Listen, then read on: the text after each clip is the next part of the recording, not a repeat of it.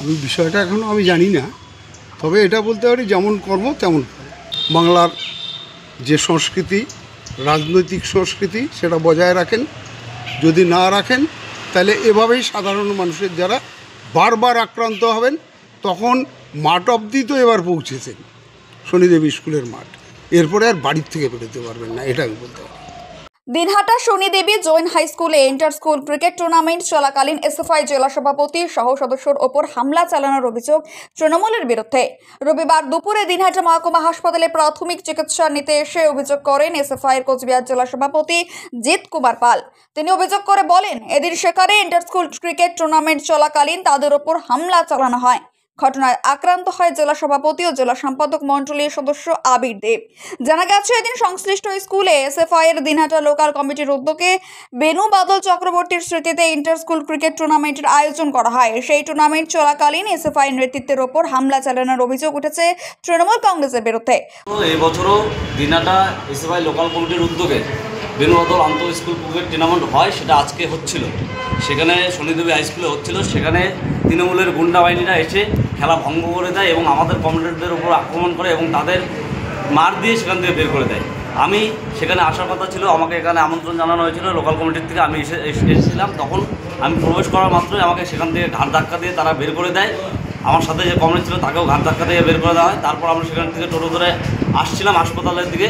তখন তারা পেছন থেকে এসে স্কুটিতে করে এসে আমাদের উপরে আক্রমণ নামায় এবং টোটো থেকে নেমে আমাদের উপরে মারধর করে। পুরো আক্রমণ নামে আসে। এই তৃণমূলের এই গুন্ডামি আমরা সারা পশ্চিমবঙ্গ জুড়ে দেখছি। তার ফলস্বরূপ আমরা দিনহাটাতেও দেখতে পেলাম এই নোংরামি, তাদের এই নোংরামি। তৃণমূলের কারা? তৃণমূলের এখানকার চুনোপুটি নেতারা, যারা তাদের দাদাদের বড় বড় বাবুদের কথা শুনে চলে, তারাই এখানে এই গুন্ডামি করছে।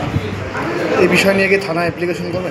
সেটা আমরা আলোচনা করে আমরা তার পরবর্তী আইনি ব্যবস্থা গ্রহণ করব। কী নাম তোমার? আমার নাম জিৎ কুমার পাল, এসআই কোচবিহার জেলা কমিটির সভাপতি। তবে সেই অভিযোগ অস্বীকার করা হয় তৃণমূলের তরফ থেকে। কি জানলেন দিনহাটা শহর ব্লক সভাপতি বিশ্বধর। আমি বিষয়টা এখনও আমি জানি না, তবে এটা বলতে পারি যেমন কর্ম তেমন ফল। যেমন কাজ করবে তেমন ফল হবে। কী বলে, একেবারে লন্ডনে চলে গেছেন মুখ্যমন্ত্রী দিদি, তাকে সম্মানের সাথে ডাকা হয়েছে। সেখানে অসম্মানিত করার জন্য একদল এসএফআইয়ের লোক, তারা তাকে অসম্মানিত করার চেষ্টা করলো, বাংলাকে অসম্মানিত করার চেষ্টা করলো।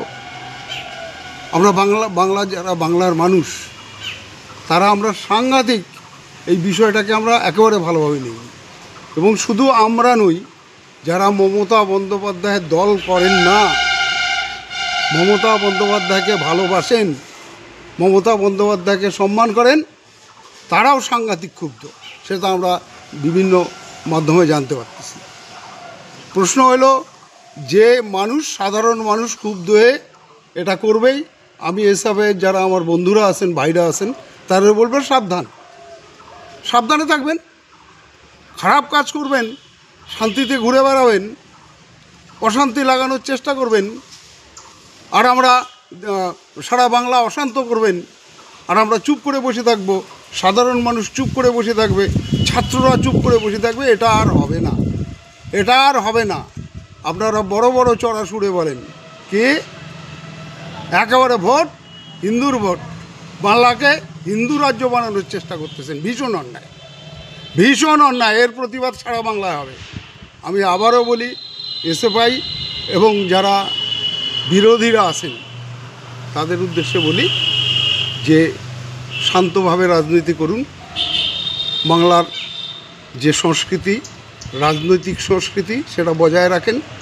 যদি না রাখেন তাহলে এভাবেই সাধারণ মানুষের যারা বারবার আক্রান্ত হবেন। তখন মাঠ অবধি তো এবার পৌঁছেছেন, শনিদেবী স্কুলের মাঠ, এরপরে আর বাড়ির থেকে বেরোতে পারবেন না, এটা আমি বলতে পারি। দিনহাটা থেকে সমীর হোসেনের রিপোর্ট, ABN 24x7।